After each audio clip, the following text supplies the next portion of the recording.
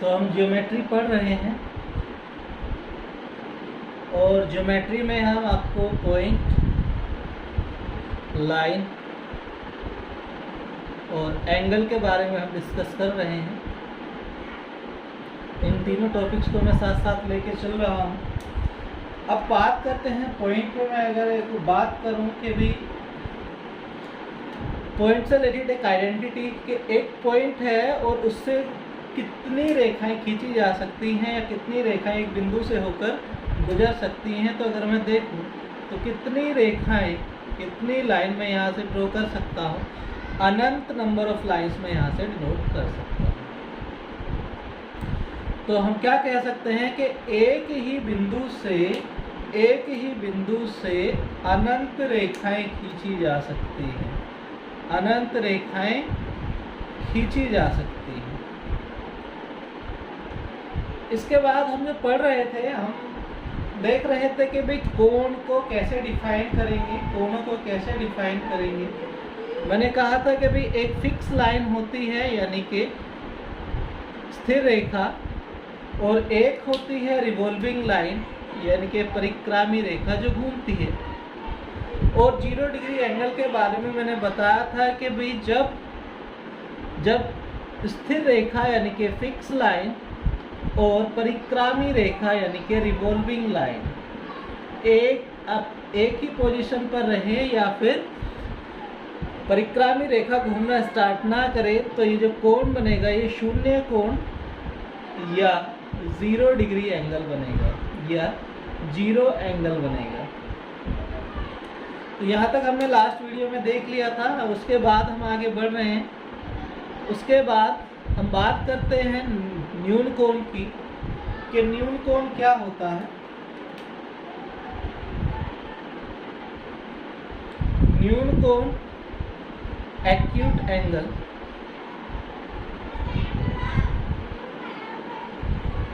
अब न्यून को देखो ध्यान से, न्यून का मतलब होता है कम, और हम जो कंपेयर करेंगे यहाँ 90 डिग्री से कंपेयर करेंगे, यानी कि वो एंगल जो 90 से कम है, जो 90 डिग्री से कम है बट 0 डिग्री से ज़्यादा है, उस एंगल को हम न्यून कोण कहेंगे, एक्यूट एंगल कहेंगे।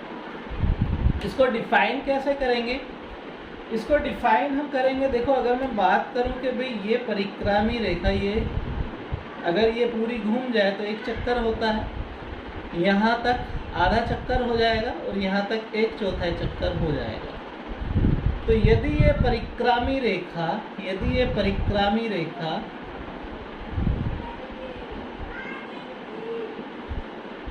अपनी प्रारंभिक स्थिति से चल देती है यानी कि 0 डिग्री एंगल से आगे बढ़ जाती है और 1/4 चक्कर से कम घूमती है, 1/4 चक्कर से कम घूमती है, तो ये जितने भी कोण बनेंगे, θ1, θ2, θ3, मैं इनको नाम दे रहा हूँ, ये सारे के सारे न्यून कोण होंगे, एक्यूट एंगल होंगे।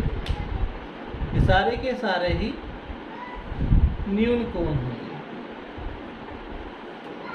तो न्यून कोण के बारे में आपको पता होना चाहिए कि भाई 0 और 90 के बीच का कोण क्या होता है, न्यून कोण हमारा।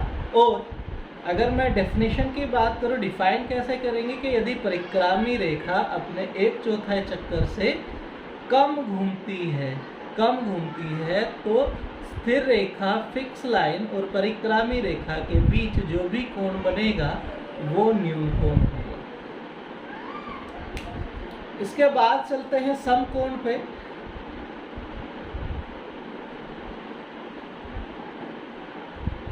पहला एंगल पढ़ा हमने 0 एंगल या शून्य कोण, दूसरा आपने पढ़ा न्यून कोण, अब तीसरा हम पढ़ रहे हैं समकोण यानी कि राइट एंगल।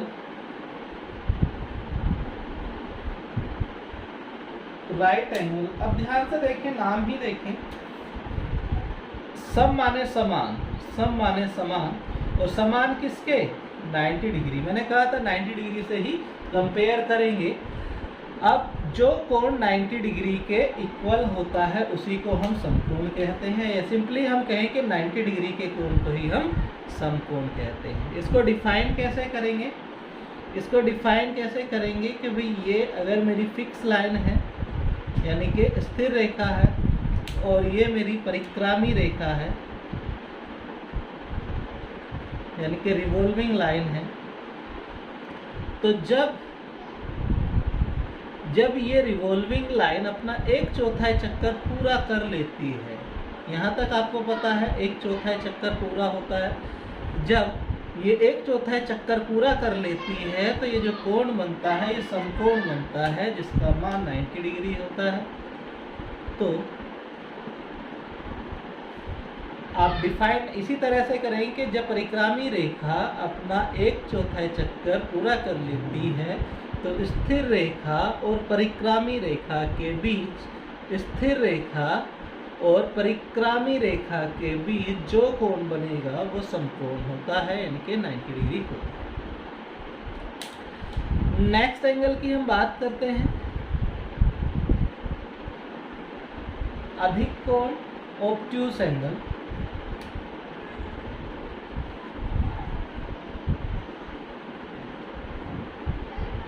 अधिक कोण ऑब्ट्यूस एंगल। अब देखो ध्यान से, अधिक का मतलब अधिक, और किससे अधिक? 90 डिग्री से अधिक। किससे अधिक? 90 डिग्री से अधिक। अगर मेरा कोई एंगल है जो 90 डिग्री से ज़्यादा है परंतु ये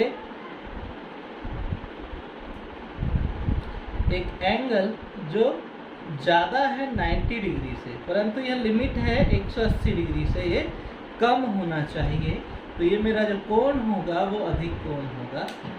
यानी कि हम सिंपली कह सकते हैं कि अधिक कोण का मतलब 90 से ज़्यादा और 180 से कम के कोण को अधिक कोण कहते हैं। डिफाइन कैसे करेंगे? ये मेरी स्थिर रेखा, ये मेरी परिक्रामी रेखा। तो जब परिक्रामी रेखा अपना घूमते 1/4 चक्कर से ज़्यादा, 1/4 चक्कर से ज़्यादा परंतु 1/2 यानी कि आधे चक्कर से कम घूमती है, तो ये जो कोण बनेगा स्थिर रेखा, यहाँ तक ये फिक्स लाइन थी, स्थिर रेखा और परिक्रामी रेखा, या इसको θ1 कहो, θ2 कहो, इनके ये जो भी कोण बनेंगे ये अधिक कोण होंगे। तो अधिक कोण का मतलब 90 डिग्री से ज़्यादा। अधिक कोण कैसे डिफाइन करेंगे कि अधिक कोण यदि परिक्रामी रेखा घूमते 1/4 चक्कर से ज़्यादा और आधे चक्कर से कम घूमे तो ये जो स्थिर लाइन और परिक्रामी लाइन यानी कि परिक्रामी रेखा के बीच जो कोण बनेगा वो अधिक कोण होगा, ऑब्ट्यूस एंगल होगा।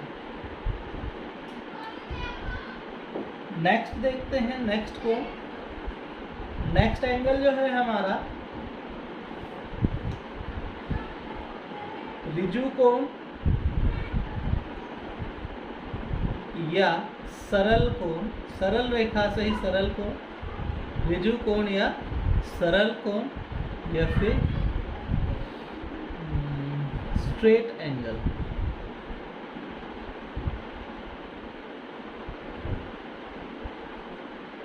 Straight angle. अब ऋजु रेखा यानी कि सरल रेखा, यानी कि जब एक रेखा में, जब एक सीध में मेरी दोनों लाइनें यानी कि ये स्थिर लाइन, स्थिर रेखा फिक्स लाइन और परिक्रामी रेखा, ये जो थी परिक्रामी रेखा, ये घूमते स्थिर रेखा के साथ सीधी रेखा में आ जाए, सीधी रेखा में आ जाए, तो ये जो कोण बनेगा, ये जो कोण बनेगा ये 180 डिग्री, यानी कि ऋजु कोण का जो है वो 180 डिग्री को हम ऋजु कोण कहते हैं। तो अगर हमें डिफाइन करना है तो हम कैसे करेंगे कि भाई यदि परिक्रामी रेखा यानी कि रिवॉल्विंग लाइन, परिक्रामी रेखा घूमते अपना आधा चक्कर पूरा कर ले, आधा चक्कर पूरा कर ले, तो स्थिर रेखा और परिक्रामी रेखा के बीच जो कोण बनेगा वह ऋजु कोण या सरल कोण या स्ट्रेट एंगल बनेगा। इसी को हम लीनियर पेयर भी कहते हैं। लीनियर पेयर मतलब उसमें दो एंगल होते हैं और वो कहीं ना कहीं दोनों एंगल ऐड होके 180 डिग्री हो जाता है।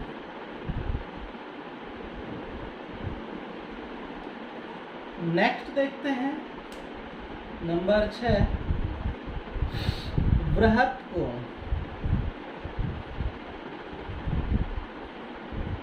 Exclusive angle. एक्सक्लूसिव एंगल, बृहत कोण।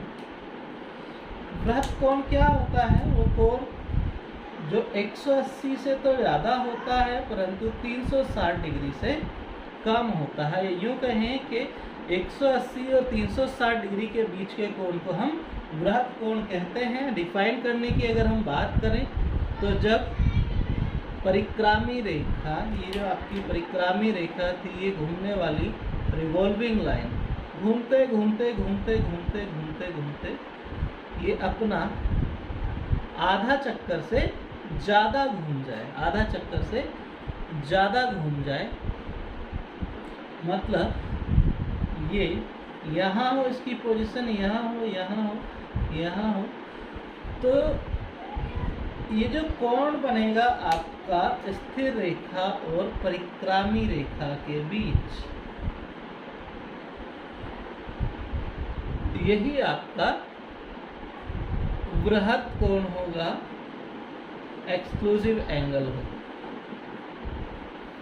यानी कि जब आपकी परिक्रामी रेखा घूमते घूमते अपना 1/2 यानी कि आधा चक्कर से, परंतु पूरे एक चक्कर से कम घूमे, आधा चक्कर से ज़्यादा और एक चक्कर से कम घूमे, तो फिक्स लाइन यानी कि स्थिर रेखा और रिवॉल्विंग लाइन यानी कि परिक्रामी रेखा के बीच बना कोण बृहत कोण, एक्सक्लूसिव एंगल कहलाता है, जिसकी वैल्यू 180 डिग्री से ज़्यादा और 360 डिग्री से कम होती है। नेक्स्ट है आपका पूर्ण कोण या कंप्लीट एंगल। पूर्ण कोण या कंप्लीट एंगल, नाम में ही है पूर्ण। पूर्ण का मतलब कंप्लीट यानी कि पूर्ण चक्कर, पूरा एक चक्कर, पूरा एक चक्कर जब परिक्रामी रेखा लगा लेती है और इसकी वैल्यू होती है 360 डिग्री। तो जब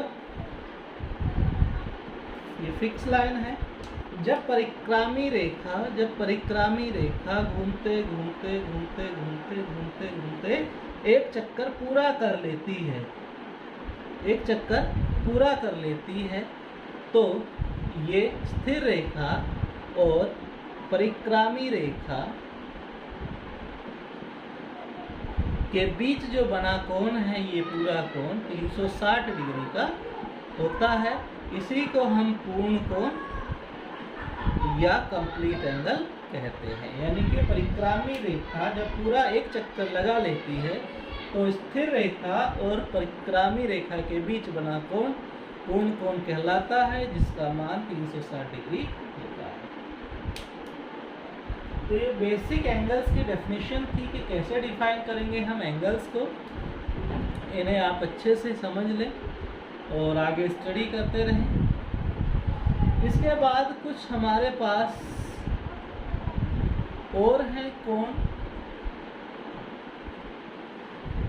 जिनके बारे में हमें जानना है। ये बेसिक एंगल्स थे। अब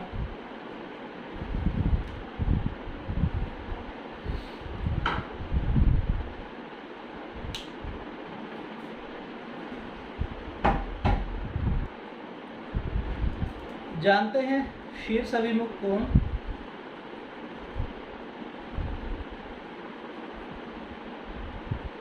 यानी कि वर्टिकली अपोजिट एंगल।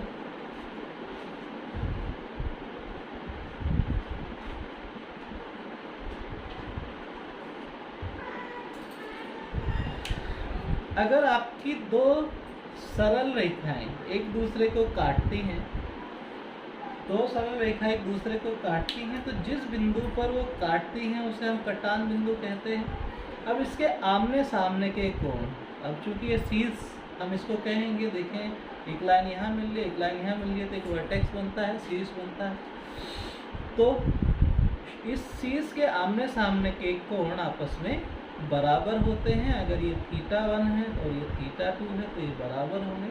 अगर ये α1 है, ये α2 है तो ये भी बराबर होंगे। यानी कि शीर्ष अभिमुख कोण जो है वो बराबर होते हैं, समान होते हैं। यानी कि θ1 बराबर है θ2 के और α1 बराबर है α2 के। तो ये शीर्ष अभिमुख कोण है। नेक्स्ट जो है हमारा नेक्स्ट एंगल, इसके बारे में हमें जानना है। रैखिक युग्म, रैखिक युग्म यानी कि लीनियर पेयर।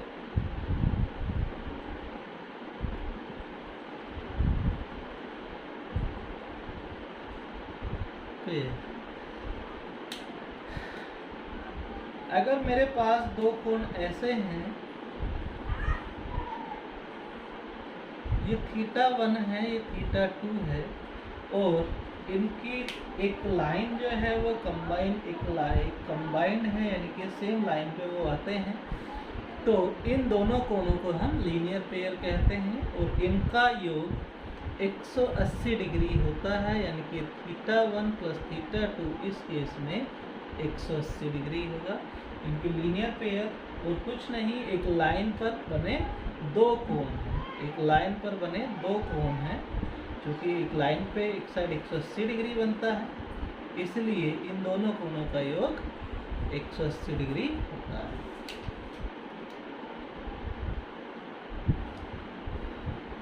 नेक्स्ट देखते हैं नंबर 3, पूरक कोण या कोटि पूरक कोण। पूरक कोण या कोटि पूरक कोण यानी कि कॉम्प्लीमेंट्री एंगल।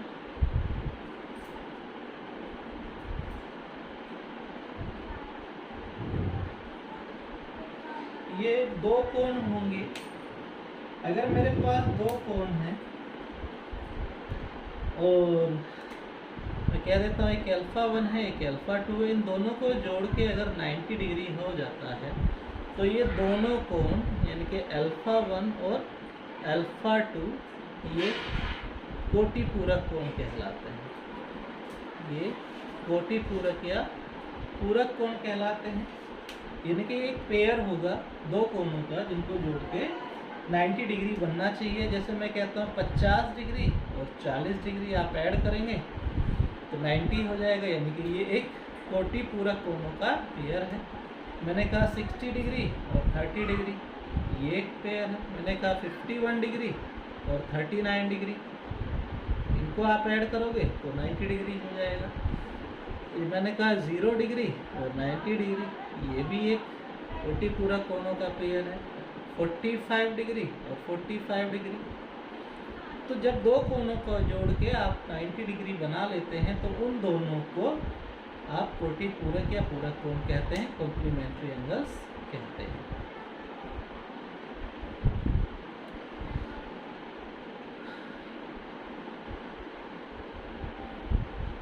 नेक्स्ट है आपका संपूरक कोण।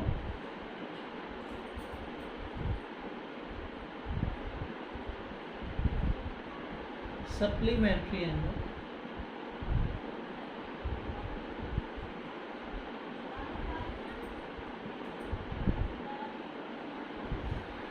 ये भी दो कोण होते हैं, ये भी दो कोण होते हैं। अगर मैं कह देता हूँ एक θ1 है, एक θ2 है, इनको ऐड करके अगर आपका 180 डिग्री हो जाता है तो आपके ये दोनों कोण θ1 और θ2 सप्लीमेंट्री एंगल यानी कि कोटि पूरक कोण कहलाते हैं। वो संपूरक कोण है। जैसे अब इनके कुछ पेयर्स देख लेते हैं। मैंने कहा 45 डिग्री और 135 डिग्री, इनको आप ऐड करोगे 180 हो जाएगा। 150 डिग्री और 30 डिग्री, इनको आप ऐड करोगे तो 180 डिग्री हो जाएगा। 160 डिग्री 20 डिग्री, 90 डिग्री 90 डिग्री। तो ये जो पेयर हैं जिनका योग 180 डिग्री हो जाता है, ये पेयर ही आपका कहलाता है संपूरक या सप्लीमेंट्री एंगल्स का पेयर। क्लियर है? तो उम्मीद करते हैं बातें आपको समझ में आ रही हैं। जितनी बातें समझा रहा हूँ आप नोट करते जाएं और हमारी वीडियोस को ज़्यादा से ज़्यादा शेयर करें, चैनल लाइक करें, और हमारे चैनल को अगर आपने अभी तक सब्सक्राइब नहीं किया है तो सब्सक्राइब ज़रूर कर लें।